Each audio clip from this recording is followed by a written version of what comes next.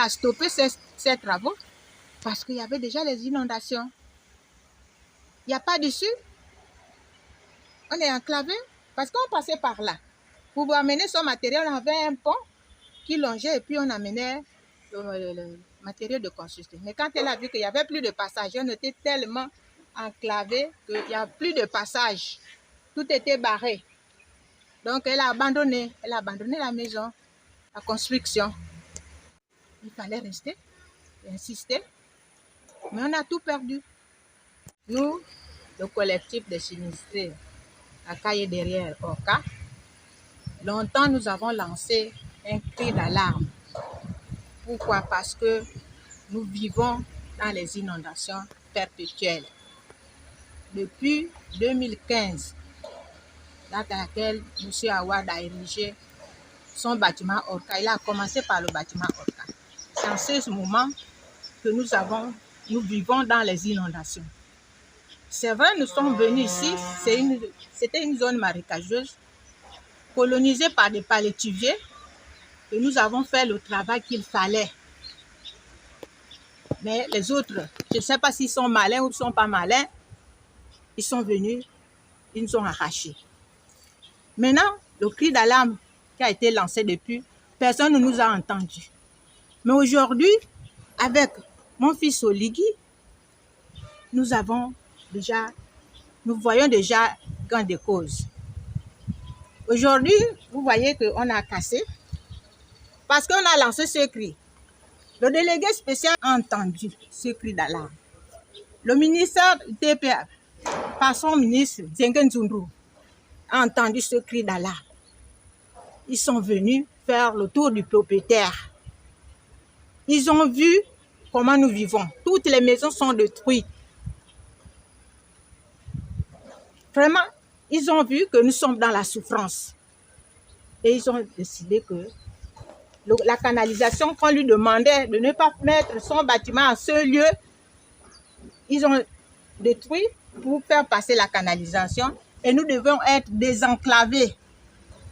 Parce qu'on n'avait plus d'issue, c'est par là où on passait. Il a barré, il a mis ses bâtiments et nous sommes derrière. Parce que lorsqu'on passe devant Orca, c'est bien fait. Nous ne sommes pas contre les opérateurs économiques. C'est le bienfait du pays. Mais nous ne devons pas être opprimés. Parce que lorsqu'on passe devant, personne ne peut savoir qu'il y a la souffrance derrière ce bâtiment-là. Et si l'information n'est pas donnée au président, il ne peut pas savoir ça. Je suis une mère d'enfant. Je sors par exemple, il y a un enfant par exemple dans mon congélateur qui a pris un poulet ou bien 1 kilo de riz qui a donné à l'autre. Je ne peux pas savoir si on ne me le dit pas. Et c'est comme ça, si le président n'est pas informé, il ne peut pas savoir que j'ai ma population là qui est en train de souffrir. Voilà pourquoi cet endroit a été détruit. C'est pour faire passer le canal et la voie d'accès. Donc les gens qui sont ici doivent être désenclavés. La canalisation doit passer de part et d'autre. Ce mur-là, normalement, il doit reculer parce qu'il y aura la canalisation et la voie d'accès pour permettre aux gens de sortir. Donc, c'est sûr que ce que nous voulons, c'est que nous soyons vraiment, que l'on travaille notre endroit.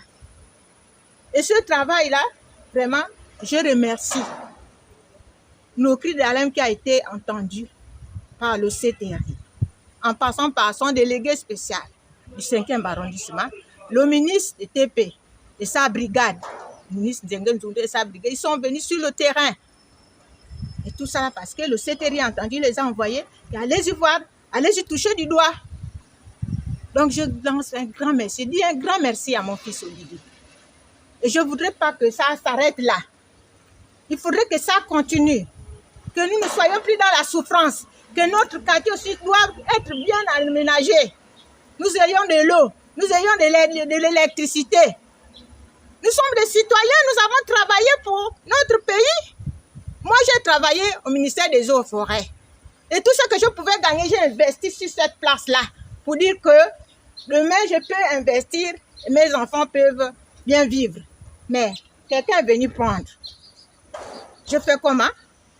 Je suis là dans les eaux. Donc, vraiment, c'est ce cri-là que je continue à appeler mon fils parce que nous sommes à son écoute et nous entendons les actions de bienfaisance qu'il est en train de faire partout dans le Gabon depuis qu'il a pris le pouvoir. Et nous voyons déjà, puisque c'est arrivé à notre niveau, déjà un début, et je sais qu'il va terminer. Donc vraiment, je lance un grand merci que le Dieu Tout-Puissant le protège.